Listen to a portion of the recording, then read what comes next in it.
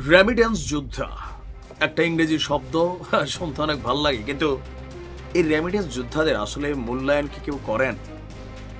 যখন ডক্টর ইউনূস ক্ষমতা নিলেন তখন তিনি বাংলাদেশে ফিরে এসে প্রবাসীদের উদ্দেশ্যে খুব সুন্দর কথা বলেছেন। এটা করবেন সেটা করবেন তার সরকার।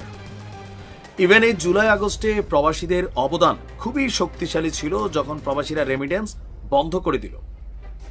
গেল কয়েকদিন আগেও জাপান সফরে গিয়ে বললেন যে প্রবাসীরাই দেশের অর্থনীতি ঘুরিয়ে দাঁড় করাচ্ছে। কিন্তু এই প্রবাসীদের ভাগে এই সরকার কি আগের সরকার থেকে বাড়াইছে না কমাইছে? আসেন দেখি।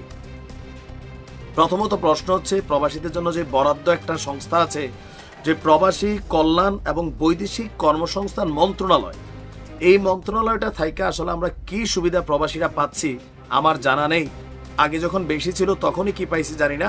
তবে এখন এই বাজেটে আইসা যেখানে আমরা আশা করতেছিলাম প্রবাসীদের জন্য সুযোগ সুবিধা আরো বাড়বে, কিন্তু সবাইকে অবাক করে দিয়া প্রবাসীদেরকে হাতে হারিকেন আর বাঁশ ধরাই দিচ্ছেন। এই বাজেটে আমি এটাই দেখলাম।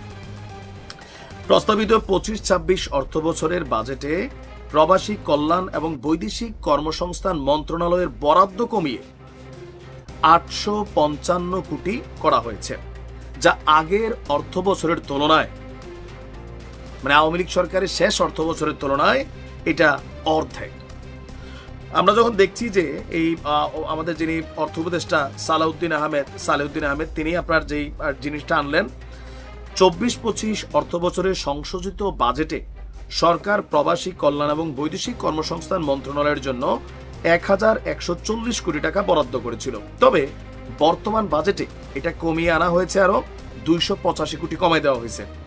এছাড়া পরিচালন ব্যয় ধরা হয়েছে 451 কোটি টাকা, উন্নয়ন ব্যয় 404 কোটি টাকা। 24-25 অর্থ বছরের সংশোধিত বাজেটে পরিচালন ধরা হয়েছিল 420 কোটি আর উন্নয়ন ব্যয় 720 কোটি। ঘোষিত অর্থ বছরে উন্নয়ন ব্যয় 316 কোটি টাকা কমাই দেওয়া হয়েছে, যা আগের বছরের তুলনায় প্রায় অর্ধেক, মানে দুইটা যোগ দিলে প্রায় 600 কোটি টাকা আমাদের উন্নয়ন বরাদ্দ কমছে। আমাদের প্রবাসীদের জন্য মানে কি তৈরি করা হচ্ছে? সবাই তো মচকা মার্কা কথা বলেন, উপদেষ্টারাও, ছাত্র উপদেষ্টারাও বলেন, কিন্তু প্রবাসীদের জন্য আপনি দেখেন যে আমাদের ছাত্র উপদেষ্টা যারা আছেন বা যারাই আছেন এখানে, ওই রকম মানে অ্যাক্টিভিটিস কারা হাতে নিচ্ছে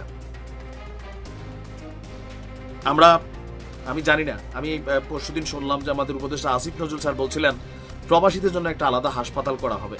স্যার, আমাদের আলাদা হাসপাতালের দরকার নাই, আমাদের দরকার হচ্ছে মেজর কিছু জিনিস, যেন এয়ারপোর্টে একটু সিস্টেমটা অ্যাক্টিভ হয়, সেখানে যেন আমরা একটা সুন্দর ব্যবহার পাই। এখনো এয়ারপোর্ট নিয়ে মানুষের প্রতিনিয়ত আবদার, কমপ্লেন। বিদেশে থাকা দূতাবাসগুলো, বিশেষ করে মধ্যপ্রাচ্যে, বেশিরভাগ সময় মানুষ সেখানে হেনস্থার শিকার হয়। এগুলো একটু দেখেন। বিদেশে যেন বাংলাদেশিদের মান সম্মান একটু বাড়ে, সেটা দেখেন। দেশে প্রবাসীদের জন্য স্বল্প সহজে ঋণের একটু ব্যবস্থা করে দেন, কারণ অনেকেই বিদেশ যাওয়ার সময় সুদের উপর টাকা, বাড়ি ঘর বেচা, ব্যাংকের কাছে জমির বন্ধক জলিল টলিল দিয়া এই টাকা নিতে হয়। এগুলোতে একটু ফোকাস করেন। প্লেনের টিকিটের দামটা একটু কমাই দেন, যেটা করলে কাজে দিবে, কারণ প্রত্যেকটা প্রবাসী দেশে যাইতে গেলে তার এই টিকিটের দামটা একটা ফ্যাক্ট হিসেবে কাজ করে। আমার কাছে মনে হয় যে এগুলা সবচেয়ে বেশি ফরজ। একটু ছোট্ট সহজে লোনের ব্যবস্থা করে দেন, সহজ শর্তে আছে কিন্তু অনেক কঠিন সিস্টেমে আছে। তাহলে প্রবাসীদেরকে আসলে প্রকৃত মূল্যায়ন কখনো এই দেশে করবে।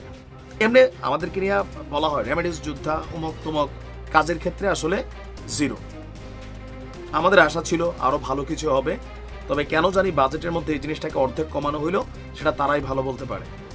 তবে এখানে একটা প্রশ্ন, আগে যে বেশি ছিল ওইগুলো দিয়ে প্রবাসীদের কি উপকার হয়েছে সেটাও একটা প্রশ্নবোধক চিহ্ন, নাকি ওইগুলা চিন্তা ভাবনা করে যে না বাজেট তো দেয়, এগুলো লুটপাট হয়ে যায়, প্রবাসীদের কাজে লাগে না, এই কারণে কমাই দিলাম। এইটাও হইতে পারে, যেহেতু আমরা জানি না কেন কমলো। একটু ব্যাখ্যা আশা করছি। ভালো থাকো।